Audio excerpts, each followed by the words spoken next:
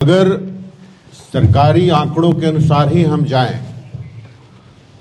तो 2015 से लेकर 2024 तक जो हमारा राष्ट्रीय आंकड़ा है अपराध का, उस राष्ट्रीय आंकड़े से अगर तुलना करें तो बिहार में 80% अपराध की बढ़ोतरी हुई है। ये सरकारी आंकड़ा बता रहा है। राष्ट्रीय स्तर पर ये बढ़ोतरी 24% है। 2015 से और 2024 की तुलना करें तो राष्ट्रीय स्तर पर ये बढ़ोतरी 24% है, लेकिन बिहार में ये बढ़ोतरी 80% से भी ज़्यादा है। ये अपने आप में बताता है कि बिहार में क्राइम की अपराध की स्थिति क्या है। 2025 पे आते हैं। 2025 आपको मालूम है कि चुनावी वर्ष था और चुनावी वर्ष की वजह से चुनाव से संबंधित हिंसा भी होती है और अपराध भी होते हैं।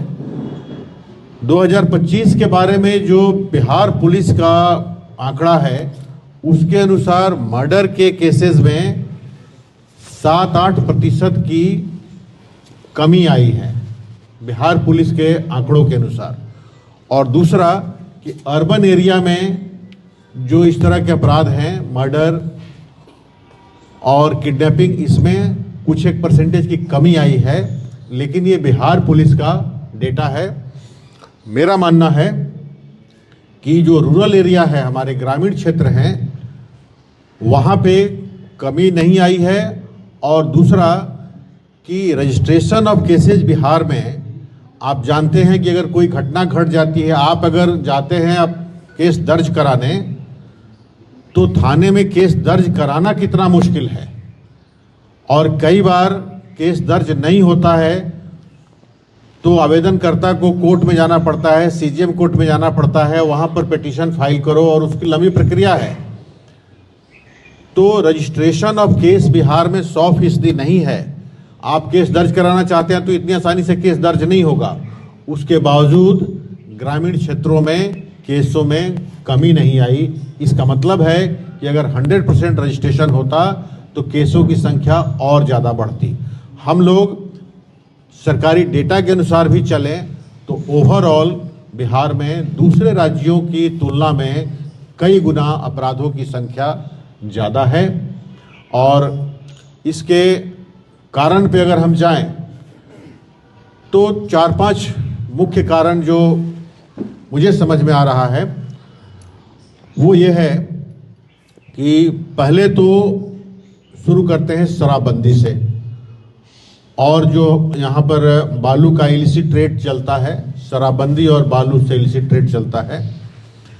इसकी वजह से क्या हुआ कि जो जिला स्तर पे जो पुलिस है उनकी प्रायोरिटी में शराबबंदी को लागू करना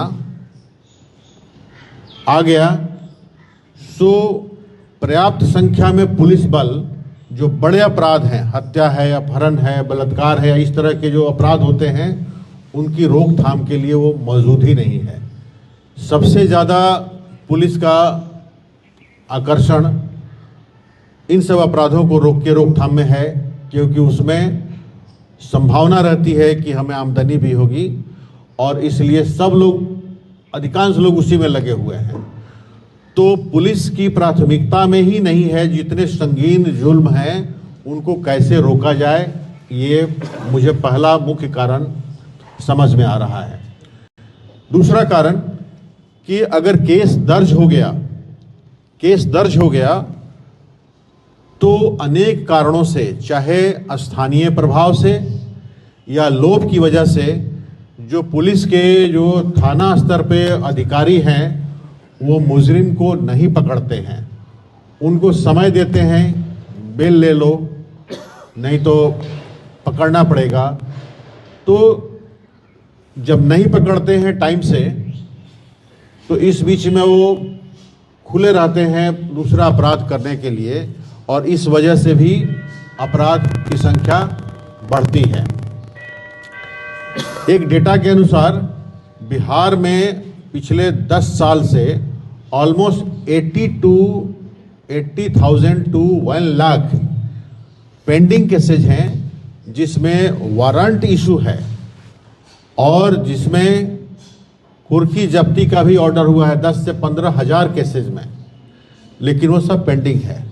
प्रोविज़न है कानून में कि अगर अपराधी नहीं पकड़ा जाता है तो कुर्की जब्ती करिए। कुर्की जब्ती का ऑर्डर हुआ है 10 से 15 हजार केसेज में बिहार में।